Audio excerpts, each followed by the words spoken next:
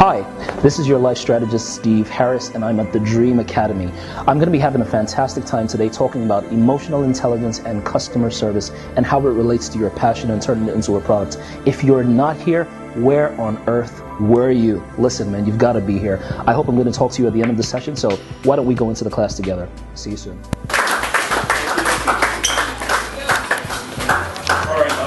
Very much. Do me a favor if you could you please look at the person beside you and help me tell them it's a great day. All right, no, let's do it. Let's do that with some Dream Academy of Fizzy. Give somebody a high five and tell them it's a great day. All right, fantastic. I want to say thank you to everyone for coming. Thank you also for to the organizers for inviting me here. Let me ask, sir, what's your name? Peter. Why are you here? And most importantly, what do you want to take out of here when it's all said and done? I'll take everything you have. Everything I have. That's going to be a lot, man. You know, the Bible says, Elijah said to Elisha, he said, you have asked a hard thing. That's a hard thing. All right, moving on. Okay, anyone else? Yes, ma'am. Hi, what's your name? Francesca. All right, so what do you want to take out of here when this is done and dusted? I want to have a clear sense of direction. A clear sense of direction. What do you do presently? Presently, nothing. And okay. Career-wise, I'm very unclear, so I guess that's why I'm here, so I'll have a clear sense of direction. Okay, fantastic. I like that. Specific enough. Yes, ma'am. Hi. Lady in red. The lady in red. Yes, you. What's your name? Wendu. All right, tell me, what do you want to take out of here when it's all over? I guess similar to her. Okay. Direction and certainty of certainty of purpose. The gentleman with the nerd glasses. Hi. What's your name? I like the glasses. I can never seem to be able to wear them, but hey, go ahead. What's your name? My name is Joseph. Joseph. All right. So what do you want to take out of here? I would like to have an encounter because in mind I have a creative. I want to be a creative artist. Creative artist. Okay. But now I'm into computer science, but using it to then into graphics. So that's creative computer science kind of thing. Yes. Fantastic. Okay. So I would like to have an encounter. Okay. Cool. Yes, sir. The gentleman in white over there. Yes, sir. Hi. How you doing? What's your name? Ikem. Please forgive me. So what do you want to take out of here? Basically, I'm experienced. Want to get more about, I want to know more about how to interact more with people and also use my experience here to help develop my company I'm working with. Okay. What company is that? Platform branding. So you're into branding, right? Okay, fantastic. I had a stint at a brand management firm as an office assistant. Yes, ma'am. Hi. What's your name? Ikioma. All right. So what do you want to take out of here? Directions to be able to do what I want to do properly. Okay. And be the best I can be. To be the best that you can be. Yes, sir. Hi. Yeah, my name is Enoch. Enoch. Yeah. Enoch walked with the Lord and he was not. So let's hope that you just don't disappear on us. Tell us, what do you want to take out of here? I want to take out of here a greater sense of purpose, okay. Direction. Because basically there are a lot of things that I personally can do. But I want to have a clearer understanding of how I can marry them together and do them effectively well. Okie dokie. All right, so do me a favor and hold the person's hand beside you and tell them, if it has to be, then it's up to me. All right, so this ain't one of those, namby-pamby stuff. This is serious business. Help me tell the person beside you one more time and tell them we are in for serious business. All right, cool. So now, for me, I'm hoping that I'd be able to share some light, give some clarity to what it is that we want to do. Personally, first and foremost, I'm here to talk about emotional intelligence and, of course, trickled in with customer service. But I think even in order to be able to do that, I think it's imperative that I create some sort of foundation. All right? I love the name Dream Academy because it suggests that everyone here who comes here has a dream and wants to be able to, to some degree or the other, get direction, create a structure, and make their dreams come to pass. Is anybody with me so far? All right. Now, let me help you understand. As far as I'm concerned, let's look at where we are today at Dream Academy as a retreat. And retreats help us do three things. Number one, they help us identify where we are right now. The second thing that helps us identify is where we're going. But then the most important question is, can anybody answer, what do you think the most important question between where you are and where you're going? What's that important question? How to get there. Fantastic. So every one of us has some dream in some shape or form, but allow me to say it this way, the cocoa of the matter is how on earth do I get to where I want to be from where I am? How do I get a sense of purpose? How do I get a sense of direction? For Matthew, it's how do I begin to profit from my passion? I have a great idea, but I ain't making no money. For some of us, it's how do I turn my passion into a product? For some of us, it's how do I get direction? How do I begin to influence? How do I begin to, do great things from this thing that I believe I've been created and called to do? I believe that you are in the right place, most especially because you have a dream. And every single one of us, as far as I'm concerned, God created to wire and succeed in a personal area of life. So for example, I always say to people, God has created you to flourish in what I call your natural habitat. So birds have a natural habitat. Can anybody tell me where the bird's natural habitat is? It's in the air. Fantastic. And fish, where's the fish's natural habitat? In water. Fantastic. Have you ever seen a fish that died from too much swimming? No. Or a bird that died from too much flying? Absolutely not, because in those areas in the air, the bird begins to soar and flourish and just do some aerial gymnastics that every other person would wonder, how on earth does this thing do it? In your area of natural habitat comes passion. Somebody say passion. Oh, come on, say passion like you have a passion. All right. Now, did you notice the difference? I said say passion, you said passion. And then I said say passion as if you have a passion. And then you shouted passion. Did I say you should shout? Because whatever you do with passion will always make a difference. Whatever you do with passion will always make a difference. So all of us have dreams. Everybody can dream, but only few people act. Did you hear me what I just said? Yeah. Everybody dreams, but few people act. So it's not enough to have a dream. The most important question is, are you acting on the dream that you have? Now, for those of you who may not be sure exactly, what is my passion, what is my purpose, what am I here to do, let me just create some sort of foundation and put this into context. I believe that your natural habitat is in the place that comes to you, semantically, the place that comes to you naturally. What do you love to do naturally? When I was growing up as a kid, everybody used to say that I talk too much. You know what I mean? You this boy, you just like to talk. You talk too much. Can't you just keep it down for a second? And now today, by the grace of God, I get paid to talk. So what comes to you naturally? What do you do with ease? What do people celebrate you for when you do it? That's the first ingredients. Because now your natural habitat is in two areas. Number one, your passion, and number two, your problem. So in the area of your passion it's what gets you going. You know what I mean? What sets you on fire? What gets you excited? What comes to you with ease? You don't have to go to school for it. You just have a natural flair or inclination for it. And it just happens. You're just good at it. You can sing, you can sing, you can sing. You know what I mean? You can write, it comes to you naturally. You can talk, comes to you naturally. But then of course, in being able to profit from that, it goes through a process. So you need to be able to work in your diction, work in your swag, work on your products, all those kind of things. But fundamentally, there is something that comes to you naturally. It's in your passion. But then the second thing, just in case you can't lay your hand on something, at the moment to say, okay, I'm passionate about a lot of things. The second area is in your problem. What frustrates you when it's poorly done? What drives you nuts when they do it terribly? Somebody just does something, you're like, come on, they didn't just do that. No way. Give an example. When I was growing up, people used to call me English teacher. Now, not because, I just loved the way words should be pronounced. And if I heard somebody say something that didn't sound entirely accurate, I'd be like, no, man, you didn't just do that. So, for example, I could be in church or somewhere, and the preacher or the teacher or the lecturer, whoever's talking, says, oh, he is the epitome of excellence.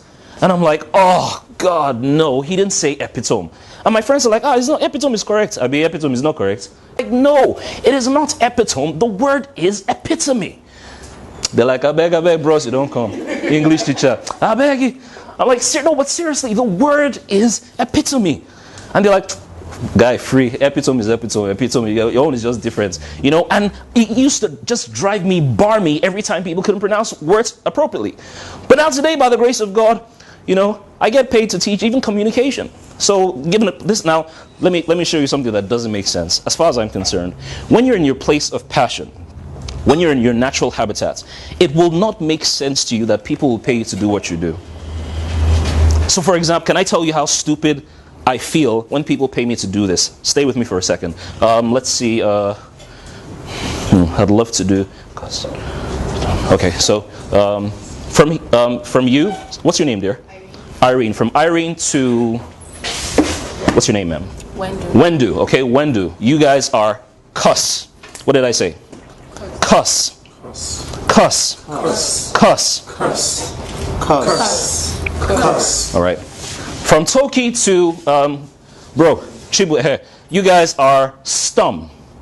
Stomp. Stomp. Stomp. Stomp. Stomp. Cuss. Stomp. All right.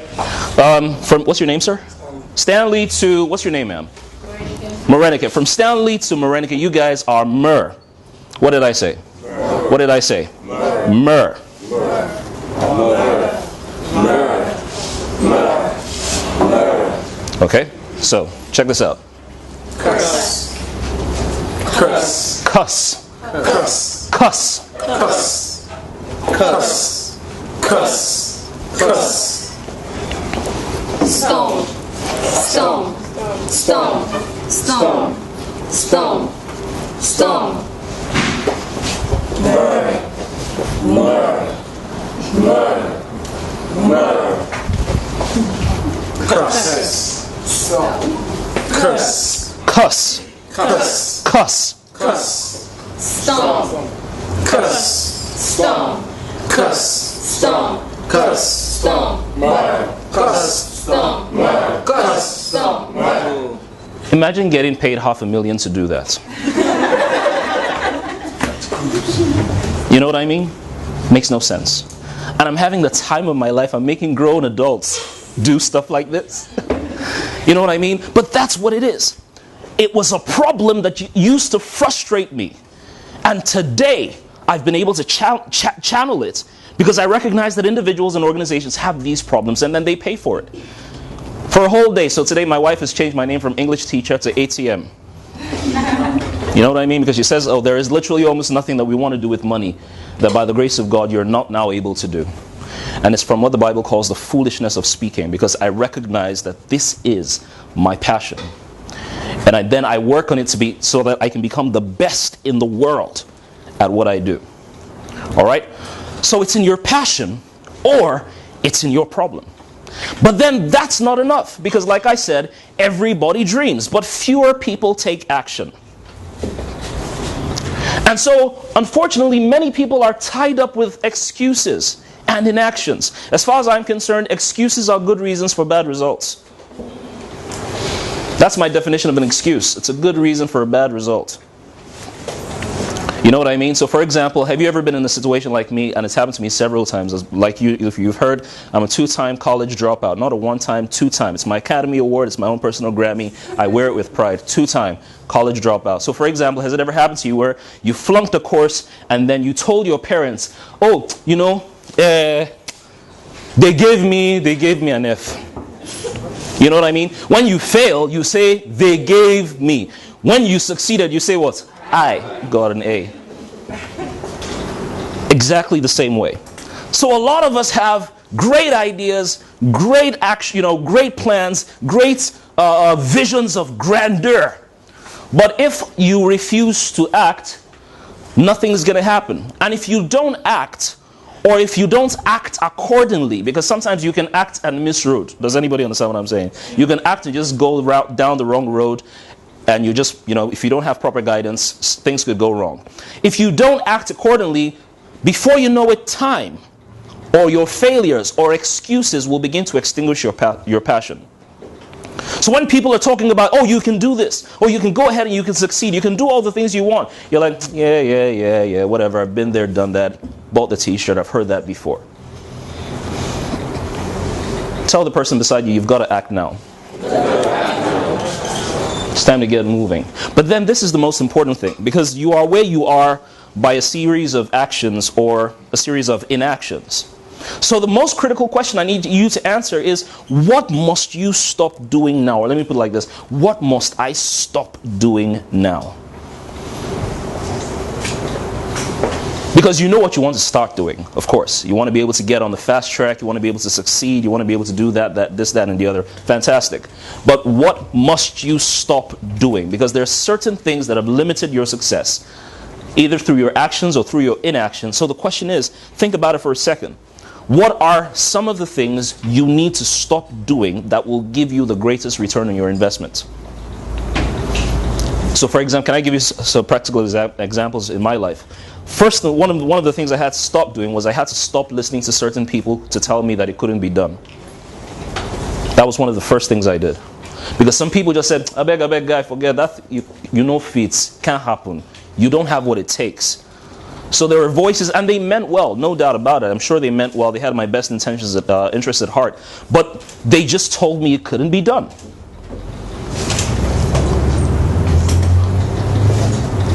And you know how it is, our friends just tend to keep us in people put you in a box. So as long as you look like the box, nobody has a problem with you. But the moment you dare believe that there's something different or there's greatness inside and you dare to express it, people are going to think that, there's something is wrong with you. I used to be quite a rambunctious teenager, very mischievous and all whatnot. So I had a little bit of a checkered history. And today when my friends see me, guys I went to school with, sometimes they can't imagine the transformation. And one of the reasons why I had to change some of my friends, because I did what I call a friend assessment. I looked through my phone and I asked myself, with all the people on my contact list, be your friend list, will you add to me? Do you subtract from me? Do they multiply me? Or do they divide me? If they fell into the divide or subtract section, I deleted them. And it wasn't about just, because I'm a big boy or any of those things. No, because I recognize that in order to soar in life, sometimes you need to be able to let down some dead weight. Does anybody understand what I'm saying? So, for example, I had friends who used to see me, and guys now. Guys used to, when guys want to mix up, is abuse. We used to abuse each other. Say, hey, guy, your father.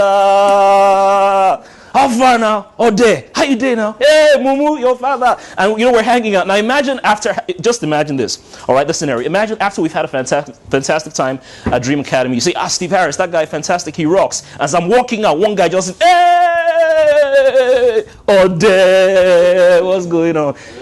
Automatically it's going to change your perception of me. Does anybody understand what I'm saying? So I had to recognize, I said, listen, man, if you're not going where I'm going, I don't think we can walk, because even the Bible says, can two walk together except they agree? Now, of course, your friends will sound the notes of caution and tell you, listen, this thing that you're planning on doing doesn't make sense. So, I don't understand. Not everybody will understand your vision. You know why? Because when God created you, He created you significantly that even your iris is different from every other person. Nobody on the planet, even twins, they don't have the same iris. Nobody has your fingerprints, because nobody can do what God has assigned you to do. Does anybody understand what I'm saying? So people will see things from a different point of view. It is only evidence that terminates argument. Do you hear me what I said? It is only evidence that terminates argument. When you succeed, everybody says you're a genius. When you're going through the process, everybody thinks you're loco. You gotta go. You are insane. This is guaranteed not to work. But when you do it, everybody's like, he's my guy. Steve Harris, man, if you know where we're coming from, we were guys back in the day. They start using you as a point of reference. But the question is, where is your evidence?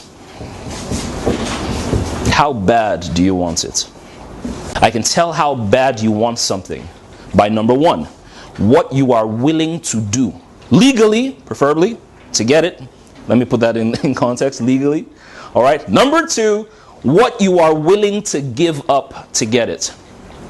Because it's not going to be convenient. It's not going to be convenient. I was working as an office assistant at a brand management company, and I was a guy who, office work, well, technically in Nigerian parlance, messenger. And I was the guy who they would send to buy newspapers, they would send to buy bread, recharge cards. You know, I was a sweet-talking, good-looking messenger. And my prospects, as far as I was concerned, were limited. And sometimes I'd go to the bus stop to buy newspapers. And I'd see guys that I went to school with wearing their nice suits, waiting for the staff bus. And I see one of my guys who I went to school with. And he's like, hey, guy, how far now? I said, I just did. So, what you did? I said, I just did. He's wearing a nice suit and I'm wearing probably jeans and a shirt. You know, they obviously looks at me, you shouldn't be. And this is like 6:30 in the morning. I'm waiting for vendors to come and bring their newspapers so that we can buy, and because we're a brand management company, so we needed to just buy certain newspapers before they finish. So I'd be at the bus stop like 6:30, 6:45 in the morning, and they're waiting for their staff bus. I say, how far away this? I just did. And he looks at me, and obviously he can tell that this guy ain't going nowhere. So he reaches into his pocket, you know, and he says, you know, let me give you my card. You know, call me. Then he hands me his card. And there's a way somebody can give you a card that is condescending, that suggests to you that you both are not on the same level.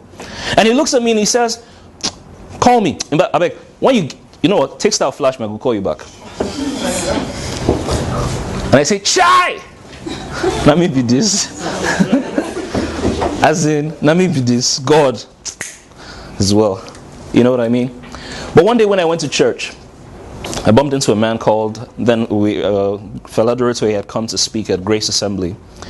And I ran out of money. Now, I was supposed to be going home, because this is what I believe. Sometimes time and chance, God just tends to order these things. And I believe this is one of these moments in Dream Academy where not just myself, Dami, and all the other fantastic speakers who would come would say something that certainly put you on the right path. And I stumbled into church that day, not because I wanted to hear the word, but because I'd run out of transport fare. And I recognized that one of my friends would be in church. He lives in my area, so I said, you know, let me just come hitch a ride with this guy and go. As I walked into church, the Pastor Femi Paul, looks at me and he says, Harris, okay, fantastic. Just the person I'm looking for. We have a guest minister. His name is Fela Dorito, and I think I want you to be his protocol officer. I was like, oh, God, no. You know, let me help you understand. Me and God, we were not friends. I don't know if you know. Have you ever been in that situation where you feel like God has let you down too many times? Like you gave God credits on advance, now He's in debit. You're like, dude, I mean, come on. As you've exhausted all your good moves. There's no way you can pay me back for this one. You've let me down way too many times. I ain't gonna trust you again. So the pastor says, I want you to be his protocol officer. I was like, oh God, man. So it's like, okay, cool. So I walked in. Fela walks in, and so I said, oh hi, my name is Harris. I'm supposed to be a PA. Very not exact nonchalant, just supposed to be a PA, sir. Is there anything you want me to do? And he looks at me, probably recognizes this boy is just nodding. He says, no, don't worry about it. Just, go sit down and enjoy the message. I was like, you the man. Like, I like you. I like you. So I was going to sit. I was like, fun, I don't have to do anything. So I sat down, and this guy began to talk. And as he began to talk in the service, I felt something I hadn't felt in at least at that time, maybe 4 years. It's called hope. I mean, when you've dropped out of school once, it's bad enough. But if you do it twice, it's either people are chasing you from the village, or there's something fundamentally wrong with your genetic makeup, And I felt something called hope. And I heard God say to me categorically, He said, "This is what I created you to do." I was like, no, man. There's no way I'm going to be a pastor. This dude is a preacher. Me? Heck no. And I was arguing with God under my breath. And later I got to understand it wasn't about being a pastor. I'm not a pastor, but it was about the ability to say things or impact people's lives positively through the use of your words. So fella kept on talking. I was like, okay, cool. The next thing God said to me, He said, "You will be a fool to let this man go and not sow into his anointing." That one just annoyed me. I was like, so, okay, you know what? God, let me remind you. Just in case you've forgotten, I didn't finish school. No thanks to you, by the way, because I was busy doing your work. Carrying speakers on my head, evangelism, all those things. This is how you pay me back. So just in case you've forgotten, I didn't finish school. Because if I had finished school, I would have a job. If I had a job, I would have money. If I had money, I would sow. But I didn't graduate. I don't have no job. I definitely sure as hell don't have no money. And I ain't gonna sow nothing, man. So cool. So neat. I beg. And And I didn't hear anything again. At the end of the service, fella was walking away. People were taking pictures, autographs, signing stuff, feeling really good. And I just said, let me walk up to this guy. So I walked up to him. I was the last person. So I said to him, I said, sir, this is the very first time I've heard you speak. You've changed my life forever.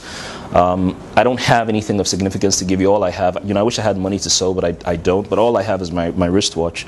It's not much. It's my only, it's not my. If you say it's one of my valuable possessions, it means you have many. I say it's my only valuable possession. Would you mind if I give it to you? He says, oh. So I brought it out and I knelt down and I gave it to him, and he prayed for me. I said, Amen. You guys know what Amen is, right? Amen is God if you like you, yeah? You're on your own. I've said my own. I got up. Fella called me back. And he prayed for me. This time I decided to behave myself. So I said, Amen. And I got up. As I was walking away, he called me back the second time. I said, this devil will leave me today. And he prayed for me again. And he prophesied and said some things, all by the way, which came to pass. And for me, that was a turning point. But then, this is what happened, because I went back to my dead-end job. And I was working as an office assistant, filing, cleaning, doing all those sorts of things. And I knew that I was greater than that. But every time I heard that fella was going to be speaking somewhere, I would, now please do not try this at home if you are employed. Tell the person beside you, don't try this at home. All right? Because for some people, this is the new revelation. What I'm about to say will be a new revelation. So so if I heard fella was going to be speaking somewhere tomorrow, I would feign illness. So I'd call my boss. Excuse me, sir. Say, Harris, what's up? So what's the problem? I'm sick. So what's wrong with you? Sore throats. Only sore throats and Apollo. Say sore throats and Apollo. I say, yes, sir. Say, So what do you want to do? I'm thinking maybe I should just stay at home today. Tomorrow I'll come. Says, okay, no problem. Stay at home.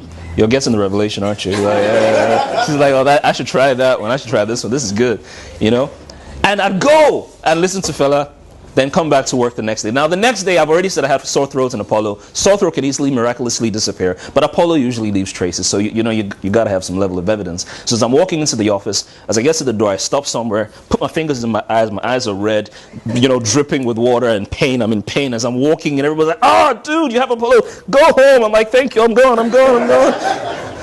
You know what I mean? But then the worst thing about it was when fella eventually gave me an opportunity to work with him, he hired me as an office assistant. Again, that's a 2-time. I feel like if I actually did finish school, I probably would have left school with a 2-2. Because I'm a 2-time college dropout, 2-time office assistant. Who knows? I'd have left school with a 2-2, maybe. We'll never know. At least we'll never know. But he hired me as an office assistant. But I felt that even though I was in the wrong position, I was in the right location. So I was in the right location. So you've always got to make sure, the first thing you've got to recognize, are you in the right location for your passion? There's this song we used to sing back in the day. I'm sure you guys know it because, we used to sing it in church. If you know it, sing it with me. Will you be ready when the Lord... What's the chorus? I will be ready. Fantastic. Let's go. I will be ready. Last one. I will be ready when the Lord shall come. Oh, you guys sing so well. Whew, I feel like I'm in church. Ugh. Yeah? So the question is, will you be ready when your gift is called upon? And your gift most and generally is called upon by a problem. Not, I don't know if you understand what I'm saying. Your gift, it gets called upon by a problem. So it is what you have practiced in private that you will perform in public. Oh, you don't hear me what I'm saying. It's what you have practiced in private that you will now perform in public. So while I was working as an office assistant with fella and the other guys, I'd have opportunities, I'd beg them for opportunities to follow them for training. And when they go for training, I'd sit down at the back and I would watch and learn and watch and learn and watch and learn as these guys were communicating and training, and I'll be like, man, I can do this. And when I get back home, I would go to the BQ of fella's apartment, because by then I'd left my parents because the wahala was too much. Left my parents and I literally started staying in fella's house. So I'd go to the BQ where we had some other guys and myself there, and I'd go to the BQ and I'd stand in front of the mirror and I begin to practice. And fella would say, leadership is the ability to inspire willing and conscious followership. They mean to, I'm going to stand in front of the mirror and I would say, leadership is the ability to inspire willing and conscious followership. I was practicing for something that I did not know would be required of me. What are you practicing? Please help me ask the person beside you, what are you practicing? What are you practicing? Because trust me, the opportunity of a lifetime will come. Question is, will you be ready? It is God's responsibility to send you the opportunity. It's your responsibility to be prepared. You might want to run.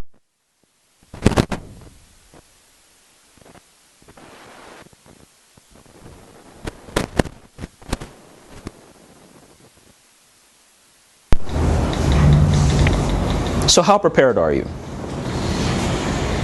So we're reminded of David when Goliath shows up and every other person was running, and David said, listen man, I've been killing animals since I was a kid. And yes, I am a kid. I killed a lion, killed a bear. Those guys had 4 legs. This guy's an animal and he only has 2 legs. He's at a disadvantage. When other people said Goliath is too hard, too big, he's too huge, David said, he's too huge, I can't miss. Does anybody understand what I'm saying? So how prepared are you? So eventually where my life changed, and I'll continue with what I'm saying, where my life changed was where the opportunity came to run a training, and it came as a problem. Remember that I said, or I haven't said, every problem you see is an opportunity that is waiting for you to pick it up. Every problem you see is an opportunity that is waiting for you to pick it up. Every problem you see is an opportunity that is waiting for you to pick it up. So some problems have your name on it. Some problems have your name on it. That's how you make a killing, make a lot of money. You identify that this problem has my name on it. David saw Goliath and he said, this problem, dude, this problem has my name on it. I've done this, been there, done that, bought the t-shirt, killed the... What the heck? I can take this guy out. Easy. So one day, fella was running a 3-day training with Guarantee Trust Bank. He was on the first day. And we were a very small organization of 4 people. Fella, Daniel, Bumi, who was the office administrator and manager, and then myself, office assistant, 4 of us. So fella was in GTB, 3-day training, customer service. Daniel, the second consultant, had gone on leave, turned off his phone, couldn't be reached. Then we get a call from Diamond Bank saying, oh, you guys you've been approved for training tomorrow. We look forward to seeing you. And they hang up. And so for me, that bodes a problem because somebody has to run the training. So I pick up the phone, I start calling Daniel. I try to call him from 9 a.m. to like 5 p.m. The Negro's phone doesn't go through. I'm like, we're in trouble. All right, so fella comes back and I'm like, oh, FD, we have a problem. Diamond Bank has called. We have a training tomorrow, but I can't reach Daniel. He says, okay, no problem. Let me pick up the phone. So he picks up the phone, begins to dial and call some of his friends, speakers, consultants, trainers, and none of them were available. None of them. Now, don't get it twisted. You're probably thinking that, hey, this is my moment. Hey, Lord, I receive it. Is it lie? Me, I was just chilling. I was like, okay. Because I didn't think I was the solution provider. I was just minding my own business. You know, and it dawned on us around 8 p.m. that we are not going to have anyone who's going to run this training. And Diamond Bank was paying us 1.5 million naira for 2 days. That's 750K a day. You missed that, you've missed 750,000 naira. It's a lot of money in 2006. Still a lot of money today. Yeah, a lot of money today. And so fella says, what do we do? What do we do? What do we do? And I'm there with him. We're in the living room and he's pacing back and forth, and he's worried. I can see the lines of tension in his face. What do we do? What do we do? What do we do? So me, I'm there and I say, what do we do? What do we do? What do we do? He says, who do we call? Who do we call? Who do we call? I said, who do we call? Who do we call? Who do we call? I don't think I don't know if you understand what I'm saying. I am not the solution to this problem. I'm just, okay, what do I know? And all of a sudden, I think it was God, and I know it was God. God hit me upside the head. Ugh. This is what's wrong with you. This is your opportunity. Take it. Homo, this is my opportunity. Take it. So I gathered my courage, stood in front of my boss, international motivational speaker and consultant extraordinaire. And I said to him, because what I'm about to say is a make or break career defining moment. And you have to package it well, because in case they will just slap you. So I said to him, I had to act like I knew what I was talking about. Like I'd given it some thoughts, add some gravitas to what I was saying. So I said, FD. He said, yep. I said, I was thinking. He said, yep. I said, Diamond Bank. He said, yep. I said, let me go. He said, eh? He said, what did you say? I said, nothing, sir. He said, come here. He said, what did you say? I said,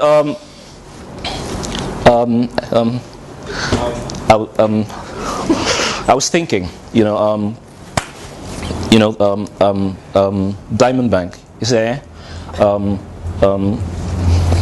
I followed you to when you had training with Access Bank, and you gave me 5 minutes to make an announcement, and I made it. I followed Daniel to FCMB. He gave me 5 minutes to introduce the class, and I made it. I also followed Daniel to GTB, and he gave me 5 minutes, and I made it. So I have 5 minutes here, 5 minutes here, 5 minutes here, and 5 minutes here. It's not much, but it's all I have. And besides, there's no one else to go. So here I am. Send me. And he looks me in the eye for what seems like an eternity, because this, just in case you guys have forgotten, you probably didn't get the memo. This guy's a 2-time college dropout. 2-time. It's a 2-time and present office assistant going to talk to bankers. Recognize that you cannot give what you don't have. You know what I'm saying? You can't give what you don't have. And he looks at me for an eternity and he says, Harris, are you sure you can do this? A little cocky and a little arrogant. I said, yes, of course. Harris, are you sure you can do this? Yes, FD. Harris! Sir? Are you sure you can do? I said, no! No! What am I thinking? And I started talking myself out of it. I said, come on, like seriously, man. Come on, dude, wake up. Do you know, I said, FD, just forgive me. I said, I'm terribly sorry. I saw, just forget I said it, and I started talking myself out of it. And he says to me, okay, you'll do it. You have a suit, Abi? I said, no, sir. He said, And he taught me something very important there. He says, you cannot dress like a suspect and expect people to treat you like a prospect. You can't dress like a suspect and expect people to treat you like a prospect. So he goes upstairs and goes to bring me one of his suits that miraculously happens to be my size. Miraculously. Trust me, I haven't always been this buff, if you know what I mean. Yes. And I used to be a very licbatious kind of guy, but that was back in the day. And he goes upstairs and gets me a suit, and I wear it. And he tells Tara Harris is going to Diamond Bank. Tara says, comes down the stairs. I must pray for that. Kneel down. Receive grace. Lays hands on me. And she begins to pray for me. So the next day, we go to Diamond Bank. I didn't have a car. My colleague Bumi had a car, so I rode with her. And we got there. I was scared to my socks. Because I said, today is make or break. And it's gearing towards break, but let's just see what we can do. And I was really, really scared. We get there around 6:15 in the morning, and a car parks beside us, blaring loud music. The driver is blaring some hip-hop music just early in the morning, and I'm just really upset. I'm like, what the heck is wrong with this guy? Doesn't he know the condition I'm in? So I wind down to give the Negro a piece of my mind. But before I can do that, he gets out of the car, reaches into the back for his jackets, and he begins to dress himself up at my passenger side mirror, and begins to dress himself up. And as he's doing that, that's the same time I wind down to give him a piece of my mind. And then I recognize him. It's a friend of mine from Uniben, and he knows every. What did I say? He knows every. Knows every. So he says, hey, Harris, how far? I say, yeah. Shooty, how far, man? He said, how far? What's up? So I came out of the car. I was like, hey, dude, so what's up? I said, hey, guy, what are you doing? I said, no, what are you doing here? So I work with Diamond Bank. I said, really? He said, yeah. I said, so why are you here so early? Has your branch open? He said, no, I'm not in the branch. I'm in training school. I was like, really? He said, yeah. I said, what course are you having today? He said, oh, personal effectiveness or something like that. I said, oh, really? He said, yeah. So what's the name of the company? He said, V something, sure. I said, yeah. He said, oh, so guy, how far? So what are you doing here? Do you work for Diamond Bank? I said, no, I work with Diamond Bank. I said, oh, really? Yeah. So fantastic. So how far? So what do you? So we have a trade. I said, yeah, fantastic. What trade? I said, personal effective. He said, that's my course. I said, I know. So what's the name of the company? He said, V. He said, V something. I said, yeah. So dude, homie, guy, how far? So, and he looked in the car. Said, so who go do the training? Who's going to run this training? I said, I am. Huh? He said, guy, no they play. He said, bros, wait till. No they play. Now you go teach me. I say, he said, you? Well, I know. You go teach me. I say, it's okay. You come upstairs. I say, he said, we go see now. And then he walked in and he was laughing. I was like, yeah. As in, it's over. You know what I'm saying? Because this guy knows me from where I'm coming from. And he knows that I don't deserve to even attend this class. Not to mention teach this class. But you know, there are certain things in life that you are not qualified for. But God calls you into them. So I walk into the class. I walk upstairs into Diamond Bank at the time. And the guy in charge of training school comes out. And he says, first thing, where's Fela? And I say to him, Fela's not going to be coming. So he says, who's going to run this training? I said, I am. He looked at me very well. I said, have you done this before? I said, yes, sir, I have. But then I didn't tell him in my mind. I did it in brackets in my bathroom, but I didn't tell him. That was like way too much information. So I said, yes, I have. He said, let me have your business card. How many office assistants do you know carry business cards? So I reached into my jacket for where my business card should be if I had one. And I said, oh my. I don't have one. Because I don't have one. So he says, but you know what, but let me write my name on a piece of paper. And I wrote it down, Steve Harris. And I gave it to him. He said, okay, we'll call you in 10 minutes. I said, no. I said, excuse me, sir. I said, yes. Where's the bathroom? He said, oh, go like this, go like this. I said, thank you, sir. So I walked to the bathroom ever so calmly, like nothing was ruffling me. When I got into the bathroom, first thing I said, God, I beg. I am sorry. I know I'm not exactly your favorite son right now, and I know you and I've had our issues, but Lord, if you get me through this, I swear, whatever you want, it's yours. Just get me through this. Get me through this. And I walked, I heard my name, Steve Harris. I said under my breath, okay, it's showtime. You can do this. Showtime, it's showtime. And I walked in. As I bounced in, first guy I saw was my guy. He was at the back. He was smiling. He did me like this. Say, oh, Jan. Say, yeah, let's see what you got. All right, hit me. And I very quickly took my face off him. Because in life, you have to know what to focus on. And you have to know what to be blind to. In the pursuit of your passion, in the pursuit of your dream, you must know what to focus on. And you must know what to be blind to. Because as long as I'm focused on these guys in front, Maureen and Co. Can I see the slide behind me? Because why? Focus creates blindness. As long as I'm focused on something, I'm blind to everything else. Does anybody understand where I'm coming from? So long and short, I began to talk, and by tea break, my guy came to me and said, bros, you dey yarn. Guy, you're too much. I said, thank you, you're far too kind. Thank you, that's very kind of you. I said, guy, you're on point. As in, dude, you're totally, I'm like, thanks, man, thanks. And Fela was calling, how's it going? I said, it's going good. How's it going? I said, it's going good. So when you come home, come and see me. I said, no problem, sir. So that night, when we got home, I went to go and meet Fela. And the first thing he did was he hugged me. He said, thank you for taking the opportunity. I said, no, sir. Thank you for giving me the opportunity. He said, fantastic. He said, okay, no problem. He said, I found someone to deputize it for me at GTB. So I'm available. So we'll go to Diamond Bank together. So, get ready. We're leaving at 5. I said, no problem, sir. That night, I couldn't sleep. I was lying in bed. I was like, whoa, this is so awesome. I just trained bankers.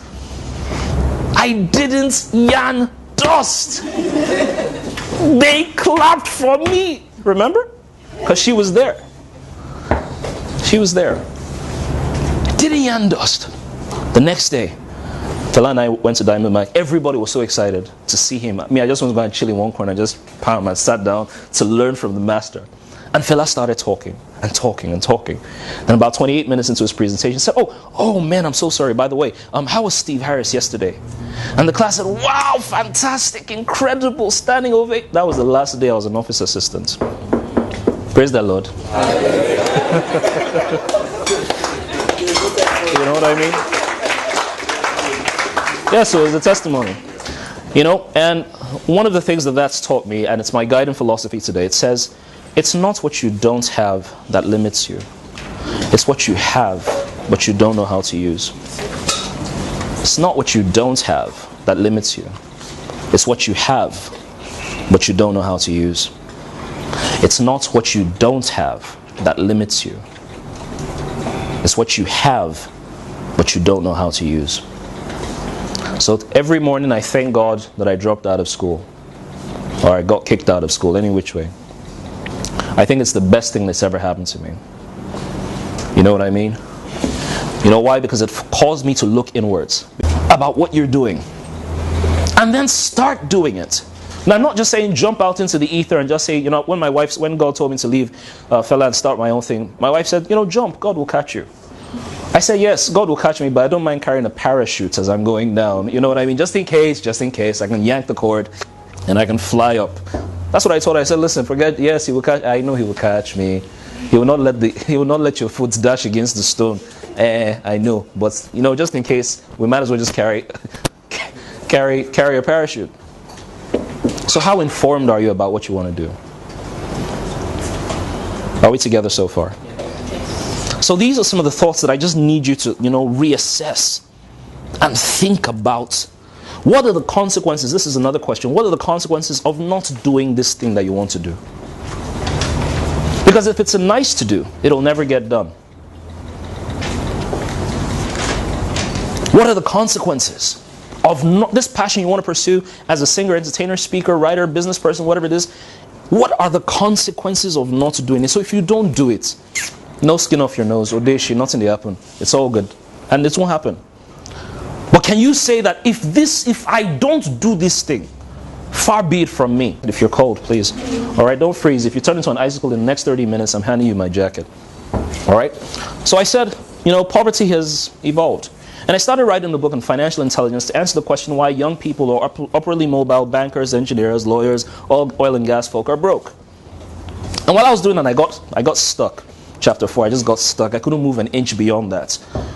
And I was stuck in that chapter for 4 months, couldn't do a thing. And one day my editor says to me, he says, listen man, you've been struggling on this book for over a year. Why don't you write something easy like your story? I was like, huh? He said, write yours. Tell people how you dropped out of school. I was like, come on, that's arrogance. You can only write a biography when you've achieved something. And I don't think I've achieved anything worth writing about. He said, listen, from being a dropout to where you are is a testimony. Write it down. We started writing the book.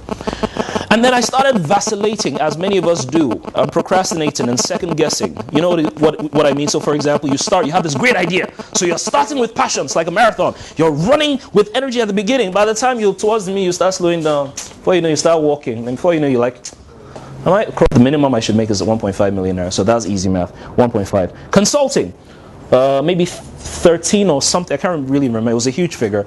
Then coaching. I hadn't done it well enough, so I said maybe 500k. But everything shall amounted to about 35 million. And while I was sitting down wallowing in you know, self-deprecation and all those kind of things, it just dawned on me. I said, listen, if I don't write this book, how much will I lose? Because that's the question I'm asking you. What are the consequences of you not doing this thing that you're saying? What will you lose? Break it down. So I said, if I don't write this book, I am automatically losing and forfeiting 1.5 million naira by not doing it. Guaranteed. That I can control, because it's for me to write and I'm not writing. I'm just chilling, looking at myself and just chilling.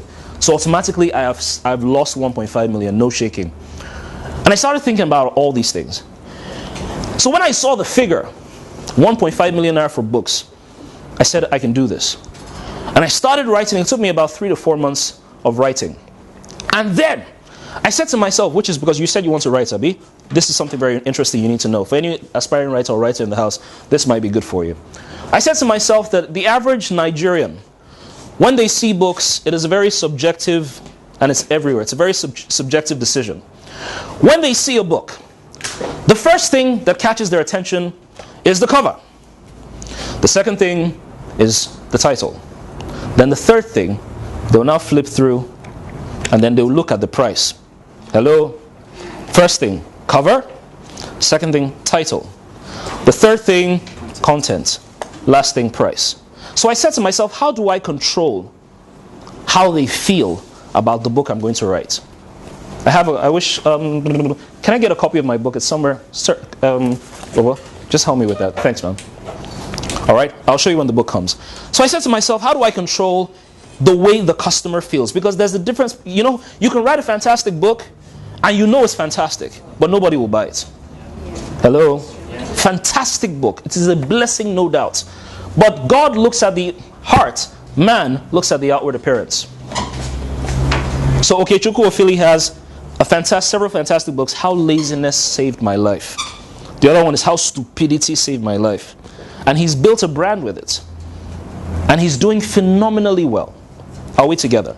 So I said, okay, let me do this thing. And I did the cover of my book. They'll show you in a second. And it's a split image. And on one side of my book, I'm wearing jeans and a t-shirt because I said I'm a college dropout and I'm a corporate success to some degree. So there's a dropout and there's a sellout. So we did the photo shoots and it had these two images. And then I wanted to be able to test whether or not people would respond to it. You have to measure these things. And I was teaching the business of your talents. I was saying, listen, you need to be able to do if you're a speaker, speak like a speaker, but think like a businessman. Hello? So whatever it is, your gifting, your ability, your passion is right now, it's good. So if you're a speaker, speak like a speaker. But then think like a businessman. Act like a businessman. They're two different kettles of fish. Are we together so far? Are you guys still with me? Yes, sir. Are you sure? Yes. Okay, cool. Just to be sure. All right? And so, we did the photo shoot. I now did some market intelligence. And I put the cover of my book on for shared, and I had a link to it. And I said, hey guys, the cover of my book is out, yada, yada, yada. Check it out. Tell me what you think. And over a 2-week period, 550-something people had downloaded the cover of my book. You know what it told me? It said I have a market for at least 550 people who would be interested in buying this book. Rather than just putting it out there and finding out I didn't make a sale. 550 people had downloaded it in their phones. Not to mention the people who Bluetooth it to each other. Those pirates. I don't know if you understand what I'm saying. All right? At least, so I said I have a market for at least 500 people who would buy this book. When the book came out, we sold 1,000 copies in 3 weeks. As of today, I've sold slightly over 3,000 copies. That's 4.5 million naira from books alone. Are you with me? You have to think on your feet. You have to be dynamic. I'm sure you're wondering, what's all this got to do with emotional intelligence and service? Stay with me. We'll get there in a second. One of the things, so I said, oh, this speaking thing, how do I take it to another level? Because I can't control how people invite me to come and speak. But what can I create by myself that people will come? Hello? Because as a speaker, most in generally, you are limited to people's invitations. So somebody wants you to speak and yada, yada, yada, yada. And most in generally, when people invite me to speak, because back then I was doing it for the love, and I'm still doing it for the love, right? But I was doing it for impact. I was doing it for influence, but I wasn't doing it for income. And I would speak blood, sweat, and tears for several hours. And at the end of the day, after my effort, somebody will give me 5,000 naira and say, God bless you, sir. Well done, sir. I'll be like, oh yeah, cool. Hey, no problem. I didn't mind. I was doing it for the love.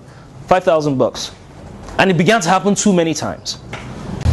So people say, oh, can you teach me how to speak? And I'm like, well, yeah, well, I don't have a school. I need this, that, and the other. And I always turn them down. Always turning them down. So one day I was going home and I was around Jakonde, Mobile petrol station on the way to Aja. And I was having an argument with God. I was like, God, I really need more money. You know, what I'm doing is okay, but I need more. I need to take this thing to another level. And he said to me, you know the guy that says, there's no way you don't have that limits you. I said, yeah, but hey, so what's the big deal? He said, well, every time people ask you to speak, you keep telling them no. I said, well, yeah, because I don't have a school, I don't have a class, I don't have money to pay for an event, or, and what's the guarantee that anyone will even come, sir? I was just, dissing the whole idea. So he said to me, you're doing a course online, aren't you? I said, yes. He said, how do you, have you met your lecturers before? I said, no. He said, so how do you receive your your notes? I said, they email me handouts and stuff. I said, how do you do your exams? I said, they give me assessments and they send it to me. So he said, oh, so why can't you do the same thing? And I said, huh? And I sat down when I got home. And I came up with a 6-week curriculum for people who want to learn from everything from how to speak, week 1, to making money as a speaker, week 6. And I sat down and I thought about it. I broke down the process as a distance learning project. And of course, on a monthly basis, once every month, I would sit down with them and coach them privately and all those kind of things. But that was how it was going to operate. So when I went back to GTB for the training, one lady came to me. She said, Steve, are you sure you can't teach? I said, no, I can.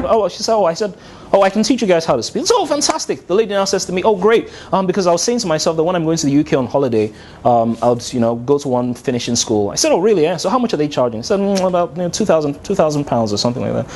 When she said £2,000, you know what the first thing that hit me said? See money. I said she will pay. Hello, that this is value, she will pay. I did the math, £2,000 times God knows how much a pound was at that time. I was like, whoo, ka-ching, ka-ching, ka-ching.